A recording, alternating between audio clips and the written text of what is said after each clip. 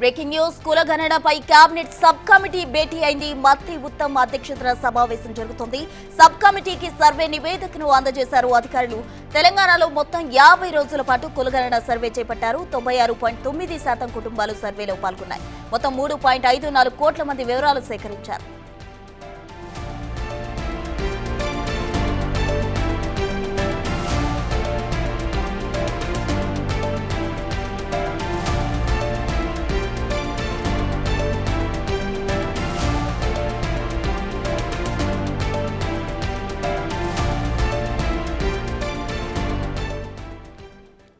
కులగణనపై cabinet sub committee భేటీ అయింది. దీనికి సంబంధించి పూర్తి వివరాలు మా ప్రతినిధి హరికృష్ణ అందిస్తారు. హరికృష్ణ, చెప్పండి. కులగణన కేబినెట్ భేటీ అయినట్లు తెలుస్తుంది. అయితే మంత్రి ఉత్తమ్ అధ్యక్షతన ఈ భేటీ జరిగింది. ఎవరెవరు హాజరయ్యారు, ఎటువంటి నిర్ణయాలు తీసుకున్నారు కులగణనకు సంబంధించి?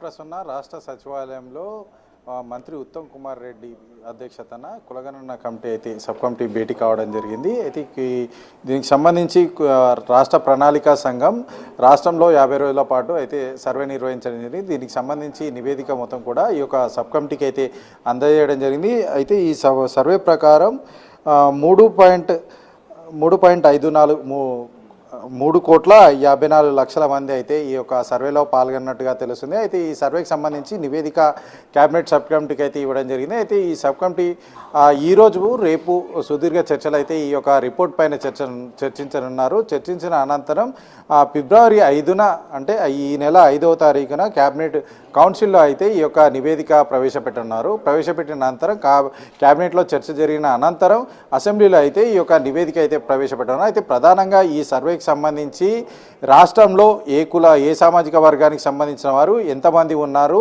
వారు ఏ స్థాయిలో ఉన్నారు, ఆర్థికంగా ఏ విధంగా ఉన్నారు, రాజకీయంగా ఏ విధంగా ఉన్నారని ఈ సర్వే అయితే చేయడం జరిగింది. ఈ సర్వే పట్ల సర్వత్రా ఆసక్తి నెలకొంది. ఎందుకంటే దాదాపు అంటే బీసీలకు సంబంధించి ఇప్పటికీ పెద్ద ఎత్తున రాజకీయపరమైన హక్కులు కావాలని చెప్పేసి బీసీలు పెద్ద ఎత్తున ఉద్యమ నేపథ్యంలో అటు ఎస్సీలు కూడా వర్గీకరణకు సంబంధించి కూడా పెద్ద వర్గీకరణ జరగాలి, మాకు కూడా రాజకీయపరమైన హక్కులు విద్యా ఉపాధి హక్కులు రావాలని చెప్పేసి కూడా పెద్ద ఎత్తున వారు ఎప్పటి నుంచో పోరాటం చేస్తున్న పరిస్థితి అయితే ఉన్న నేపథ్యంలో ఈ యొక్క నివేదికల పైన అయితే సర్వత్రా ఆసక్తి నెలకొంది. ఎందుకంటే బీసీ సామాజిక వర్గానికి సంబంధించిన వారు ఎంతమంది ఉన్నారు, ఎస్సీ సామాజిక వర్గానికి సంబంధించిన మంది ఎంత ఉన్నారు, అదేవిధంగా ఎస్టీ సామాజిక వర్గానికి సంబంధించిన వారు ఎంతమంది ఉన్నారు, ఓసీ సామాజిక వర్గానికి సంబంధించిన వారు ఎంతమంది ఉన్నారు, వారు ఏ స్థాయిలో ఉన్నారు, రాజకీయపరమైన వారికి ఎట్లాంటి హోదాలో ఉన్నారు, అంతేకాకుండా ఎంప్లాయ్మెంట్ విషయంలో వారు ఏ స్థాయిలో ఉన్నారని చెప్పేసి కూడా ఈ యొక్క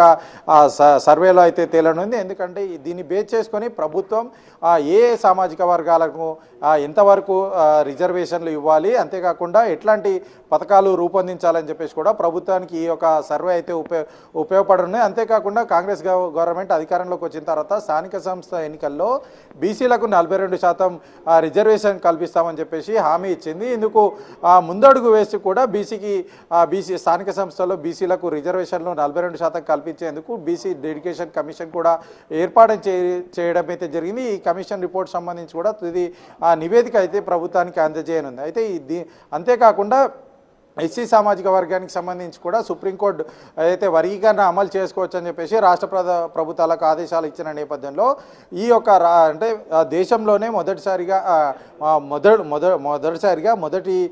రాష్ట్రంగా దేశంలో నిలబడాలి, ఎస్సీ వర్గీకరణ అమలు చేస్తామని చెప్పేసి కూడా ముఖ్యమంత్రి రేవంత్ రెడ్డి హామీ ఇచ్చారు. అయితే ఈ మేరకు ఈ యొక్క వర్గీకరణకు సంబంధించి కూడా ఈ నివేదిక ఉపయోగపడనుంది. అంటే ఈ జనాభా ఎస్సీ సామాజిక వర్గానికి సంబంధించిన వారు ఎంతమంది ఉన్నారు, వారు ఎస్సీ సామాజిక వర్గంలో ఏ కేటగిరీకి చెందిన కులాల వారికి సంబంధించి సామాజిక వర్గానికి సంబంధించి వారు ఉన్నారని చెప్పేసి కూడా ఈ యొక్క ఏదైతే రాష్ట్ర ప్రణాళిక సంఘం ఏదైతే సర్వే చేసిందో ఆ సర్వేలు అయితే తేలనుంది. దాన్ని బట్టి ప్రభుత్వం ముందుకెళ్ళనుంది. అటు స్థానిక సంస్థల్లో బీసీలకు రిజర్వేషన్లు అందించడమే కాదు, పథకాలు ప్రభుత్వం ఫ్యూచర్లో తీసుకునే పథకాలు కూడా ఈ యొక్క సామాజిక వర్గాలను బేస్ చేసుకొని అట్టడుగు స్థాయిలో ఎవరు ఉంటారో వారికి పై స్థాయికి అంటే చేరుకునే విధంగా వారు ఉపాధి పొందే విధంగా వాళ్ళు లబ్ధి చేకూరే విధంగా అయితే ప్రభుత్వం పథకాలు అయితే రూపొందించే అవకాశం ఉంది. అందుకోసం ఈ యొక్క సర్వే అయితే ఉపయోగపడనుంది.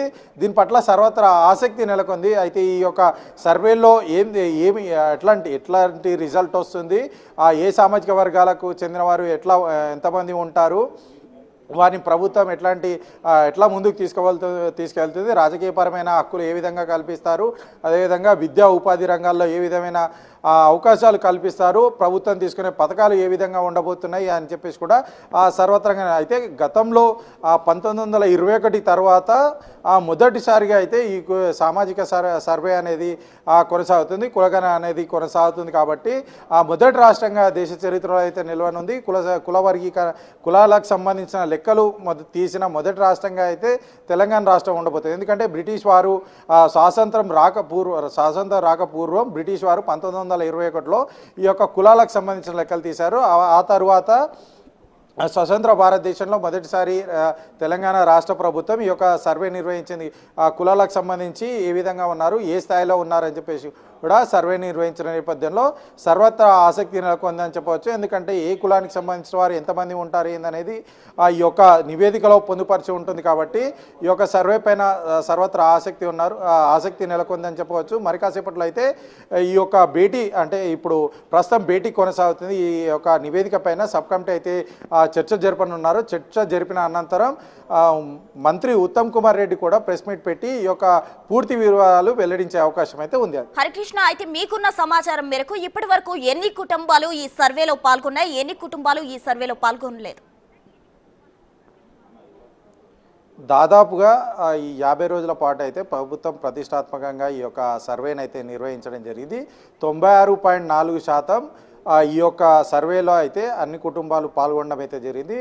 1.16 లక్షల కుటుంబాలు అయితే ఈ యొక్క సర్వేలో అయితే పాల్గొన్నారు. మొత్తంగా 3.54 లక్షల మంది అయితే ఈ సర్వేలో పాల్గొనడం జరిగింది. అక్కడక్కడ కొన్ని రాజకీయపరమైన విభేదాల వల్ల కానీ, కొంతమంది రాజకీయ నాయకుల మాటలు పట్టుకొని కానీ కొంతమంది ప్రజలైతే ఈ యొక్క సర్వేలో పాల్గొన్నట్టుగా తెలుస్తుంది. ఎందుకంటే వారు దాదాపుగా 3.9% ఉన్నట్టుగా సమాచారం అయితే అందుతుంది. వాళ్ళు కూడా ఒకవేళ వారి యొక్క వివరాలు నమోదు చేసుకోవాలంటే ప్రస్తుతం ప్రభుత్వం కూడా అవకాశం ఇచ్చింది. వారికి తదుపరి అంటే ఈ యొక్క పూర్తి నివేదిక అయిపోయిన తర్వాత వారు ఏ సామాజిక వర్గాలు ఈ యొక్క అంటే ఈ సర్వేలో పాల్గొనలేదు వారికి కూడా ప్రభుత్వం అయితే అవకాశం ఇచ్చి వారికి కూడా అటు సర్వేలో పాల్గొనకపోయినా సరే ఆ పథకాలు మొత్తం కూడా వాళ్ళ లబ్ధిదారులు అయి ఉంటే మాత్రం ఖచ్చితంగా వాళ్ళకి చేరవేస్తామని చెప్పేసి కూడా ప్రభుత్వం చెప్తుంది. కానీ ప్రభుత్వం మాత్రం ప్రతిష్టాత్మకంగా తీసుకుంటుంది. ప్రజల కోసం ఈ యొక్క సర్వే చేసినట్టుగా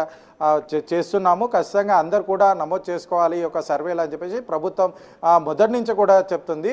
అయితే దాదాపుగా 96% ఈ యొక్క సర్వేలు అయితే వారు పాల్గొనడం అయితే జరిగింది. కొద్ది వరకు మాత్రమే వారు 96.9% ఈ యొక్క సర్వేలో అయితే పాల్గొనడం జరిగింది. 3.1% అయితే ఈ యొక్క సర్వేలో అయితే పాల్గొనలేదు. మొత్తానికి ఈ యొక్క సర్వేకి సంబంధించి 1.16 కోట్ల కుటుంబాలు అయితే ఈ యొక్క సర్వేలో పాల్గొన్నాయి. దాదాపు 3,54,00,000 మంది ప్రజలైతే ఈ యొక్క సర్వేలో అయితే పాల్గొనడం అయితే జరిగింది. అయితే ఈ యొక్క ఏదైతే ప్రస్తుతం క్యాబినెట్ సబ్ కమిటీ భేటీ ఉందో ఈ భేటీలో చర్చ జరుగుతుంది. ఈ నివేదికపై చర్చ జరిగినంత ఏ సామాజిక వర్గాలు వారిగా ఎంతమంది ఉన్నారు, వారు ఏ స్థాయిలో ఉన్నారు అనేది పూర్తి వివరాలు మంత్రి ఉత్తమ్ కుమార్ రెడ్డి ప్రెస్ మీట్లో అయితే తెలియజేస్తారు. Right, thank you.